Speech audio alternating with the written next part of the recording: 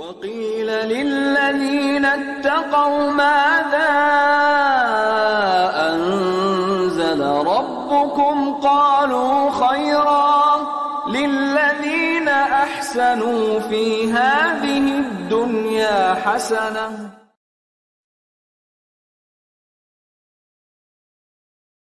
السلام عليكم ورحمة الله وبركاته.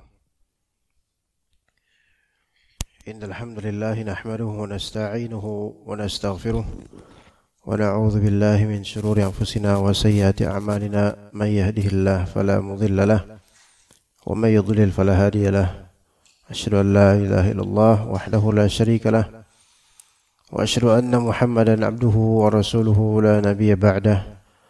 Amma ba'd, insyaallah kita lanjutkan kajian kitab Al-Kafi fi Fiqhil Imam Ahmad bin Hanbal rahimahullah, karya Al-Imam Ibnu Qudamah rahimahullah ta'ala, di kitab As-Siyam sebagai persiapan menuju Ramadan dengan berbekal dengan ilmu syar'i.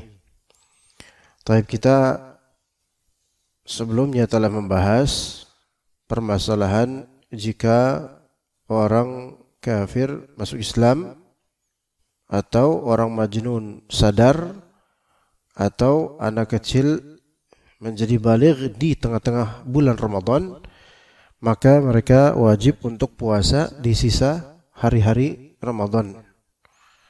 Ya, itu hukum pertama.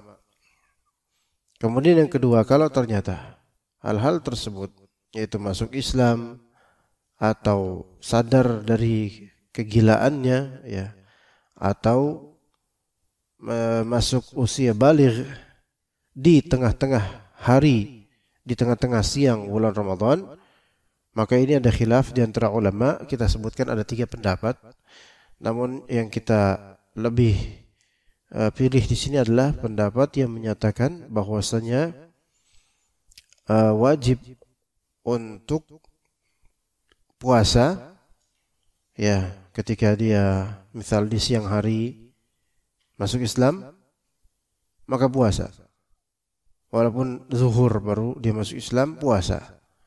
Dan tidak wajib untuk mengqadha'nya. Tidak wajib untuk mengqadha'nya. Kenapa harus puasa? Yaitu dengan alasan lihurmati Ramadan. Karena kehormatan Ramadan. Dan tidak wajib qadha karena apa? Karena pada asalnya di hari itu dia memang tidak berawal dari pengewajiban. Ya, tidak berawal dari pengewajiban. Begitu juga dengan orang yang tadi majnun kemudian baru sadar di waktu apa? Di siang hari Ramadan. Dan anak kecil yang kemudian menginjak usia maksimal 15 menuju 16 tahun dan dia belum ada tanda-tanda baligh sebelumnya, namun dia persis pada waktu itu dia bahasa kitanya ulang tahun secara hijriyah, ya, karena dia lahir pada 3 Ramadan di siang hari 16 tahun lalu, maka dia di siang itu juga walaupun tadinya dia makan pagi-pagi, maka ketika di siang itu dia wajib untuk imsak, yaitu menahan diri dari makan, minum, dan kemudian tidak wajib untuk mengqadha. Itu adalah pendapat yang dipilih oleh Syekhul Islam Ibnu Taimiyah rahimahullah dan juga ulama lainnya. Itu merupakan salah satu riwayat dari Imam Ahmad. Namun yang zahir atau yang masyhur dari mazhab Imam Ahmad bahwasanya wajib untuk mengqadha. Tapi yang lebih kita pilih adalah tidak wajib untuk mengqadha. Taib, kemudian dikatakan di sini kita akan baca kemarin akhir mana ya Ustaz Syafiq? Akhir di mana akhirul qiraah? Fasl jadid? La, lama. الشرط الرابع قبل ذلك خلاص انتهينا. لم ننتهي. ابدأ من كما لو قامت أو وإن بلغ الصبي وهو صائم. أدركته؟ وإن بلغ الصبي وهو صائم لزمه إتمام صوم. أدركته قبل الشرط الرابع. ما زلنا في الثاني، في الثالث أقصد، الشرط الثالث. قبل الشرط الرابع الإطاقة، قبل ذلك موجود وإن بلغ الصبي وهو صائم. موجود؟ موجود؟ لا يوجد؟ انظر، شوف وين هذا قرأنا. اقرأ مرة أخرى. يا فضل. بسم الله الرحمن الرحيم. الحمد لله رب العالمين، والصلاة والسلام على نبينا محمد وعلى آله وصحبه أجمعين. اللهم اغفر لنا ولأستاذنا ولوالديه ولوالدينا ولمشايخه ولجميع العلماء والمسلمين. قال المؤلف رحمه الله تعالى: وإن بلغ الصبي وهو صائم لزمه إتمام صومه رواية واحدة. لزمه إتمام صومه رواية واحدة، لأنه صار من أهل الوجوب فلزمه الإتمام، كما لو شرع في صيام تطوع ثم نذر إتمامه. وقال القاضي: ولا يلزمه قضاؤه لذلك. وقال أبو الخطاب: يلزمه القضاء كما لو بلغ في أثناء الصلاة. طيب, sekarang kita memiliki kasus wa in balagha as-sabiyyu wa huwa shaim. Ada sabi, yaitu anak kecil, itu baligh dan dia dalam keadaan saum, dalam keadaan puasa. Di tengah siang Ramadan dia masuk keadaan baligh, mungkin dengan mimpi basah di siang Ramadan. Ya, dan dia sudah terdidik untuk berpuasa. Dia sahur namun belum baligh. Balighnya baru di siang hari, ketika tidur siang dia mendapati dirinya mimpi basah. Dan dia dalam keadaan puasa. Mimpi basah itu tidak membatalkan puasa. Ya. Yang membatalkan puasa adalah ketika keluar air mani dengan kesengajaan, baik itu dengan cara jima atau bercumbu atau istimna, maksudnya onani dan masturbasi. Ya, dan nazar berulang-ulang, yaitu melihat berulang-ulang yang membuat keluar air mani, maka itu semua membatalkan puasa. Itu pendapat yang lebih kuat. Taib, gimana nih kalau misalnya anak ini di tengah-tengah puasanya dia baligh, maka lazimahu itmamu shaumihi riwayatan wahidatan. Maka satu riwayat dalam mazhab Imam Ahmad, wajib atasnya menyempurnakan puasanya. Wajib atasnya menyempurnakan puasanya.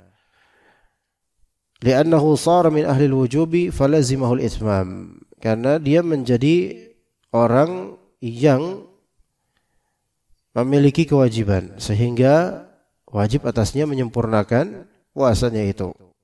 Udah dicatat betul-betul amalannya sebagaimana orang dewasa. Kama law syara'a fi siyami tatawwu'in thumma nadhara itmamah. Sebagaimana kalau misalnya seorang atau dia sudah memulai puasa sunnah. Ada seseorang memulai puasa sunnah. Thumma nadhara itmamah. Kemudian di tengah puasanya dia bernazar untuk menyempurnakan puasa sunnah tersebut, maka wajib atasnya menyempurnakan. Gini, namanya puasa sunnah. Para ulama membolehkan, atau sebagian ulama membolehkan, kalau antum puasa sunnah, boleh antum batalkan puasa itu di tengah-tengah puasa. Beda dengan Ramadan. Ya gini, kalau puasa wajib, ketika antum lagi puasa wajib, ya Ramadan misalnya, antum wajib untuk meneruskan, kecuali ada uzur syar'i seperti di tengah hari safar, ya kan gitu. Puasa wajib Ramadan, antum puasa sahur, lanjut sampai maghrib, ya nggak boleh di tengah-tengah semau antum kemudian batal, nggak boleh, haram. Maka itu malah justru dosa besar dan juga wajib mengqadanya setelah Ramadan. Ya, kecuali ada uzur seperti apa? Seperti di tengah hari itu safar. Kalau misalnya antum tahu nanti siang antum bakal safar Ramadan, nanti siang bakal safar ini. Apakah boleh tadi antum enggak sahur kemudian antum hari ini enggak puasa? Paham enggak? Apakah boleh atau enggak? Ini Ramadan nih, misal sekarang Ramadan. Sekarang Ramadan, hari Kamis. Dan antum tahu nanti siang antum akan safar naik bis. Tiketnya udah ada. Boleh enggak pagi ini antum pesan lontong Padang kemudian makan? Boleh enggak? Boleh atau tidak? Tidak boleh. Kenapa? Karena belum terjadi safar. Baru terjadi niat. Niatan safar itu tidak membolehkan antum untuk tidak berpuasa. Yang membolehkan antum tidak berpuasa adalah safar, bukan niatan safar. Paham di sini, Pak? Kalau niatan mah sudah ada sebelum Ramadan, bahkan udah ada niatan pulang kampung. Kapan? Nanti 27 Ramadan saya bakal pulang kampung. Apakah karena ada niatan kemudian 1 Ramadan antum enggak puasa? Subhanallah. Enggak lah. Kapan antum boleh tidak berpuasa? Ketika antum sudah memulai safar. Kalau antum di Jatisari di Wahana nih, ya, kapan antum boleh tidak berpuasa? Ketika antum sudah ada, misalnya antum udah mesen tiket di Jatiwarna bis tuh, bis. Jatiwarna kan ada dekat tol tuh kan ada bis-bis tuh. Antum sudah pakai ransel antum, tas antum, koper antum, udah siap-siap, udah disampai di tempat penungguan di agen bis Jatiwarna. Maka antum sampai situ itu sudah merupakan bentuk safar. Gitu loh. Sudah merupakan bentuk safar. Ya begitu. Adapun kalau masih sampai sini ya, masih di sini-sini di Wahana gitu, itu belum. Nanti ketika udah sampai Jatiwarna, udah betul-betul udah semua siap, maka itu udah safar. Udah termasuk hukum safar, boleh antum makan di situ. Nah itu kalau misalnya itu puasa wajib. Kalau puasa shaumu tatawwu' yaitu puasa sunnah. Para ulama khilaf mengenai boleh atau tidaknya membatalkan puasa sunnah antum. Antum puasa sunnah bid, antum puasa sunnah Arafah, puasa apapun puasa sunnah, pokoknya puasa sunnah. Sebagian ulama mengatakan puasa sunnah sebagaimana boleh antum meneruskan, boleh pula antum membatalkan di tengah puasa. Itu sebagian ulama. Sebagian ulama lain mengatakan tidak boleh. Pendapat yang mengatakan tidak boleh termasuk kuat juga. Cuman ketidakbolehan ini pun tidak sama derajatnya dengan ketidakbolehan membatalkan puasa wajib gitu loh. Karena ya namanya kita sedang melakukan amal wajib, kita batalkan ya nggak boleh. Amalan sunnah kita batalkan, ya walaupun nggak boleh, tapi ketidakbolehannya tidak sama seperti kita tidak bolehan membatalkan amalan wajib. Ketika memang ada hajat, maka ketika puasa sunnah ada hajat untuk membatalkan, maka boleh membatalkan. Adapun kalau misalnya puasa wajib, antum ada hajat, nggak boleh membatalkan. Ya, kayak misalnya kisah Juraij misalnya, lagi sholat sunnah ibunya manggil, ada hajat, maka boleh batalkan. Lah puasa sunnah ketika ada hajat, misal dia undang oleh teman, ya untuk makan bersama di kondangannya atau apa, dan kemudian antum gak enak untuk tidak memakannya, maka ini boleh untuk membatalkan. Walaupun lebih afdal berikan uzur pada dirinya, ya sahibul bait, ya, kalau bisa dia teruskan puasa sunnah kalau bisa. Kalau enggak, kalau misalnya ternyata lebih bermaslahat batalkan enggak apa-apa. Jadi puasa tatawwu atau puasa sunnah itu opsional, walaupun lebih afdal diteruskan sampai dia buka puasa. Nah, sekarang kama law syara'a fi shiyami tatawwu'in thumma nadhara itmamah. Seseorang kalau dia di puasa sunnah, kemudian di tengah puasa sunnah dia bernazar untuk menyempurnakan puasanya, maka menyempurnakan puasanya ini menjadi wajib. Seperti apa nazar itu? Nah, contoh, ini hari ini puasa Kamis, antum puasa Senin Kamis, ini puasa Kamis. Taib. Antum sudah sahur tadi, kemudian di pagi hari, ya di kantor atau di pagi hari. Ya, misal antum pengen berangkat ke kantor, qadarullah karena ketiduran pagi, akhirnya agak telatan sedikit dan kemudian aduh ya Allah ini bakal telat ini, udah mepet banget. Maka antum kemudian mengucapkan, saya bernazar kepada Allah, kalau misalnya saya tidak terlambat, saya akan menunaikan menyempurnakan puasa sunnah Kamis ini. Saya bernazar kepada Allah, kalau misalnya saya ternyata nggak terlambat nanti di kantor, maka saya akan menunaikan sempurna puasa saya ini sekarang hari Kamis ini. Maka puasa yang tadinya sunnah menjadi apa? Menjadi wajib. Wajib karena nazar. Wajib karena nazar. Maka ketika terbebani secara syar'i dirinya dengan kewajiban, dia disebut ahlul wujub. Yang tadinya dianjurkan, maka menjadi apa? Menjadi wajib. Sama kayak misalnya seorang anak kecil. Ketika dia puasa, dia udah mumayyiz 12 tahun. Ketika dia puasa, kan belum baligh. Wajib atau enggak puasa untuknya? Enggak wajib. Dianjurkan, masih sunnah bagi dia. Namun ketika dia di jam 9 pagi tertidur kemudian mimpi basah, maka yang tadinya puasa Ramadan ini adalah sunnah buat dia, sekarang menjadi apa? Menjadi wajib karena dia sudah menjadi ahlu taklif atau ahlul wujub. Ya, yang diwajibkan. Ya begitu. Ya. Qala al-qadhi, berkata al-qadhi, wala yalzamuhu qada'uhu lidzalik. Dia tidak wajib untuk mengqadanya. Kata Abu Khattab, yalzamuhu al-qada' kama law balagha fi athna'is shalah. Wajib atasnya qada'. Ala kulli ini khilafnya antara ulama masalah qada'nya. Tetapi yang penting kita sudah tahu hukumnya. Kalau misalnya anak kita usia 12, 13 yang rentan baligh, baik laki atau perempuan, maka ketika kita bimbing dan latih untuk puasa, udah terbiasa puasa Ramadan yang sunnah bagi dia, di siang harinya dia mimpi basah, maka di situ kita bisa mendidiknya. Kamu terusin mimpi, jangan terusin mimpi, capek nanti. Terusin apa? Terusin puasa kamu sampai nanti buka. Sampai nanti buka, ya. Dah terusin. Kamu sekarang sudah baligh, sudah besar. Maka wajib sekarang puasa kamu, puasa wajib. Kalau kamu enggak puasa, Allah yang akan menghukum kamu, bukan bapak lagi misalnya.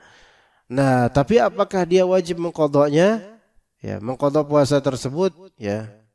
Yang mungkin wallahu alam dia tidak wajib untuk mengqada puasa tersebut, sebagai kata Al-Qadhi Iyad, dia tidak wajib untuk mengqadanya karena dia dalam kondisi sebelum dia baligh puasa, ketika setelah baligh dia puasa juga, maka keadaannya keadaan betul-betul berpuasa semuanya. Wallahu a'lam. Taib. Asy-syartur rabi'. Ilaikum.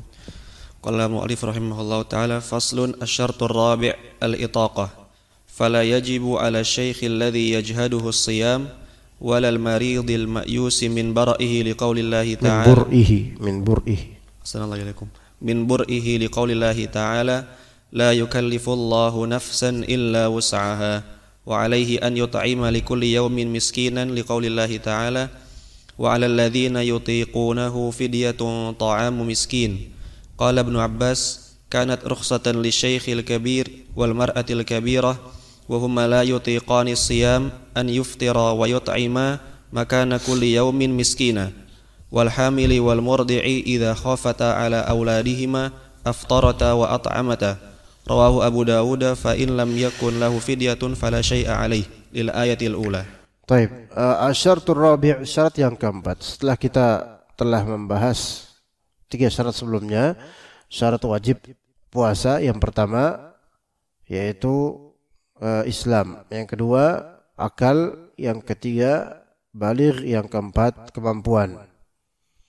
Ya, sebenarnya ada yang kelima semestinya yaitu al-iqamah, yaitu bermukim.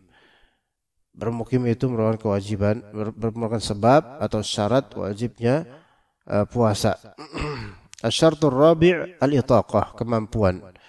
Fala yajibu 'ala asy-syaikh alladhi yajhaduhu as-shaum. Yajhaduhu as-shaum. Tidak wajib atas satu asy-syaikh. Syekh itu maknanya adalah orang tua. Syekh itu asal maknanya di sini adalah orang tua, bukan syekh yang dimaksud syekh guru, bukan. Yaitu syekh di sini orang tua. Alladzi yajhaduhu as-shaum, yang mana syekh ini puasa itu membuatnya itu kesulitan. Dia harus betul-betul badrul juhud, mengerahkan segala upaya untuk bisa puasa, susah puasa untuknya. Kemudian yang kedua, wala al-maridhi al-ma'yusi min bur'ih. Dan tidak wajib puasa atas orang marid, orang yang sakit, ya, yang al-ma'yus min bur'ih, yang diputus asakan kesembuhannya. Yang kesembuhannya itu sudah tidak ada harapan lagi. Jadi orang sakit yang penyakitnya nanti akan kita sebut seperti apa penyakitnya, dan penyakit tersebut ternyata tidak ada harapan kesembuhannya, maka yang seperti ini tidak wajib puasa. Jadi dua orang di sini sebutkan, yaitu orang tua yang sulit baginya berpuasa dan juga orang sakit yang penyakitnya tersebut tidak ada harapan kesembuhan dan penyakitnya tersebut yang memang berefek pada puasanya, ya, atau puasa berefek pada penyakit itu, gitu loh. Ya. Maka dua orang ini tidak wajib untuk berpuasa. Karena kata Allah Azza wa Jalla di qaulihi ta'ala, la yukallifullahu nafsan illa wus'aha. Allah Ta'ala tidak membebani suatu jiwa pun kecuali sesuai dengan kemampuannya. Maka ayat ini menjadi kaidah yang sangat penting buat kita semua, bukan hanya dalam masalah puasa tentu saja. Dalam masalah nafkah, ya, dalam masalah mendidik anak, dalam masalah berkeluarga dan seterusnya. Maka pembebanan dari Allah itu sesuai dengan kapasitas individual manusia. Dan juga untuk masyarakat pun pembebanan dari Allah itu pun sesuai kapasitas masyarakat tersebut, ya. Nah, individu manusia ini kalau dia misal tidak mampu, seperti misalnya tadi malam ada misal pertanyaan, ada seorang cerai dengan istrinya dan masih punya anak satu, kemudian istrinya tuh kan mengasuh anaknya dan menginginkan untuk sekolah di suatu sekolah yang biaya mahal. Nah, kemudian menuntut suaminya untuk menafkahi biaya pendidikan anaknya, ya, selain makan, minum dan yang primer. Dan ternyata suaminya itu ya tidak mampu untuk memenuhi kebutuhan pendidikan anaknya itu dengan standar biaya SPP yang tinggi misalnya. Hanya bisa standar sekian umum gitu.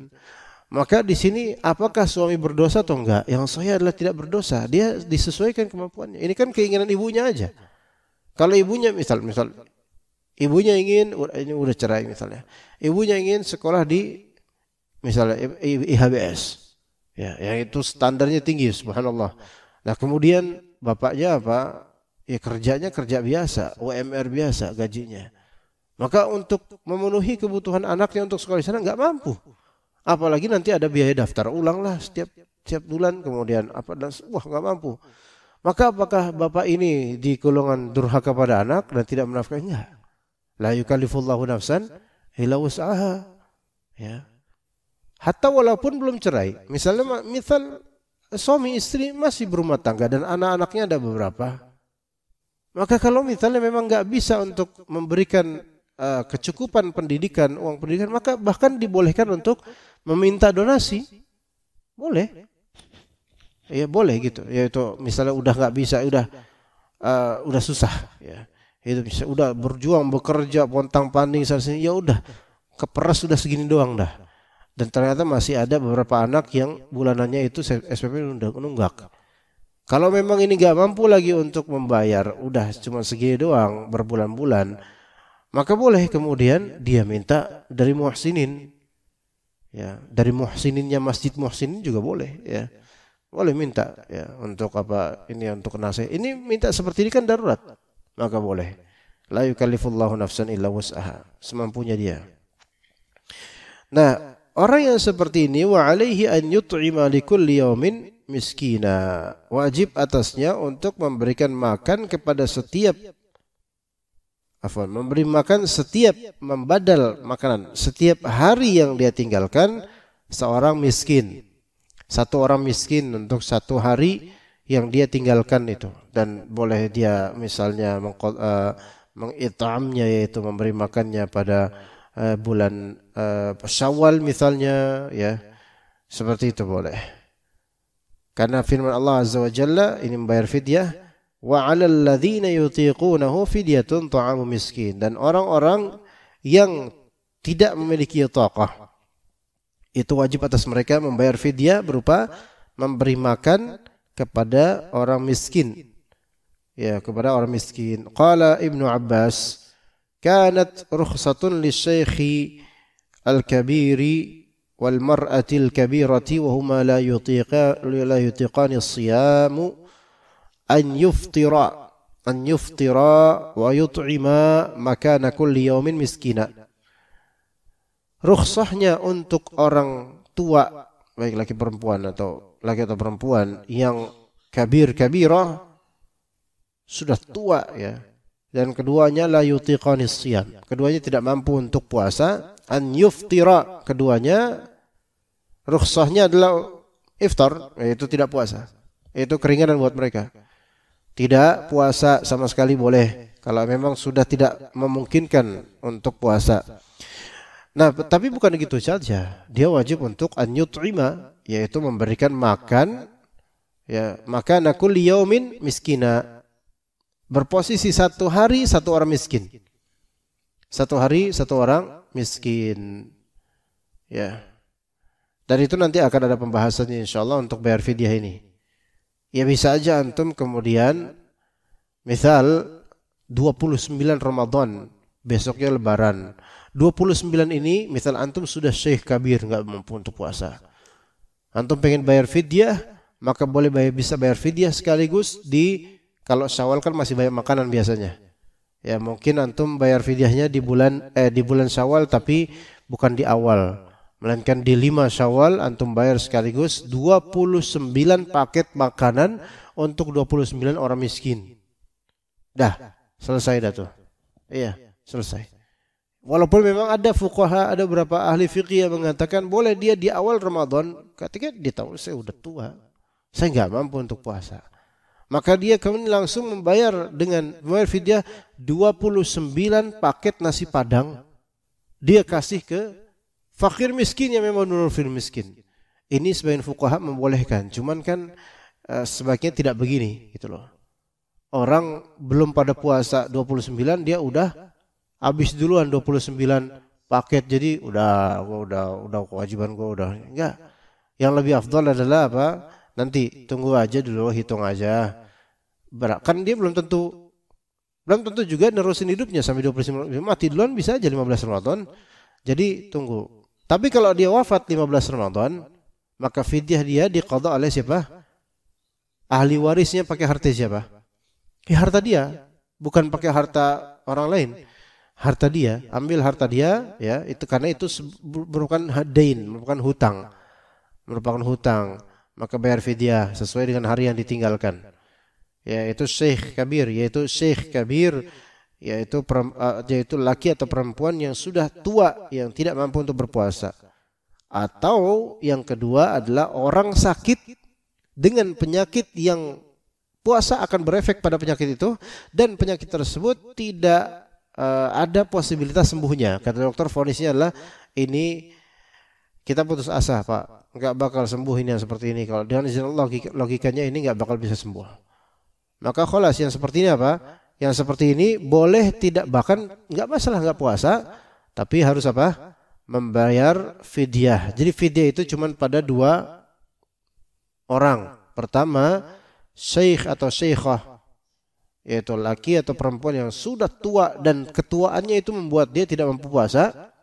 Dan yang kedua, orang yang punya penyakit yang mana penyakit tersebut berpengaruh pada puasanya, atau sebaliknya puasa berpengaruh kuat pada penyakitnya dan divonis tidak mungkin sembuh. Nah, yang seperti ini kan udah 2 ini wajib bayar fidyah.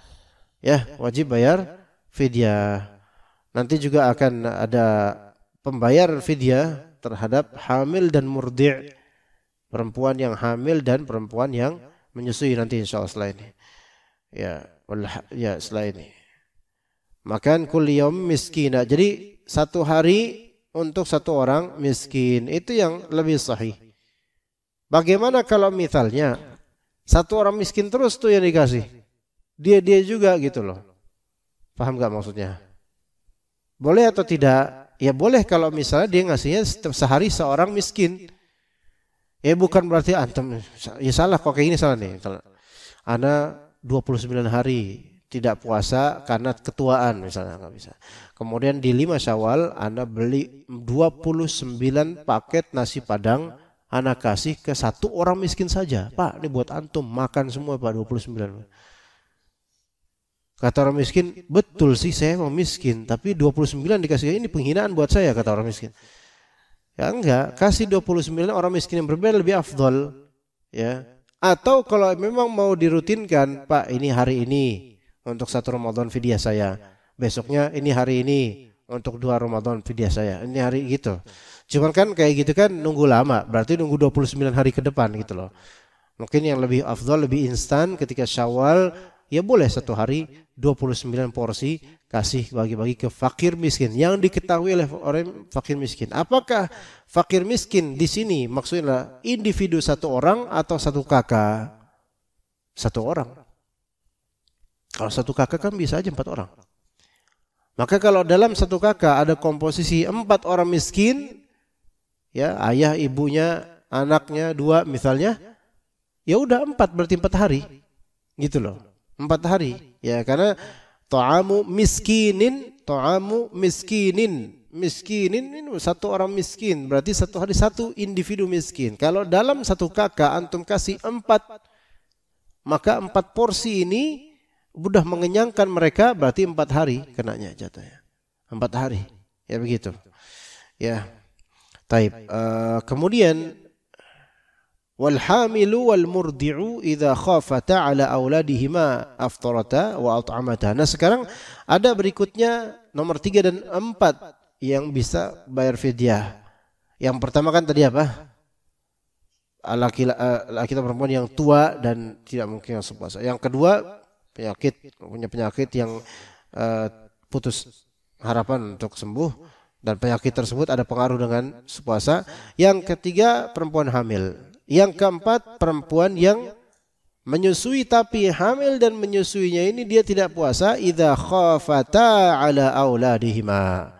Jika keduanya ya khawatir pada anak-anak mereka. Ini akan ada di pasal baru nanti insyaallah lebih detail kita bahas. Maka perempuan yang hamil dan perempuan yang menyusui ini boleh aftarata, boleh keduanya untuk iftar. Iftar maksudnya tidak puasa, dan boleh keduanya, dan wajib atas keduanya untuk mengit'am, yaitu memberikan makanan pada siapa? Fakir miskin. Rawahu Abu Dawud wa fa in lam yakun lahu fidyah fala syai'a alaihi. Kalau misalnya dia tidak memiliki, dia di sini maksudnya 4 golongan ini, baik yang tua tadi atau yang sakit tadi atau perempuan hamil atau perempuan yang menyusui, enggak punya bekal modal untuk membayar fidyah, maka tidak wajib bayar fidyah. Faham enggak di sini? Ternyata udah maaf nih, udah tua, enggak bisa puasa, miskin lagi. Maka kamu harus membiayai fidyah. Waduh, apa? Saya aja untuk makan aja kayak gini, Pak. Masa saya harus bayar fidyah? Kalau memang enggak punya modal untuk bayar fidyah, maka khalas, dia tidak diwajibkan. Sekali lagi tadi la yukallifullahu nafsan illa wus'aha. Kembali kepada itu juga ya. Baik, kita lanjut ke fasal berikutnya. Ya, ini sesi kedua insyaallah untuk kajian kita.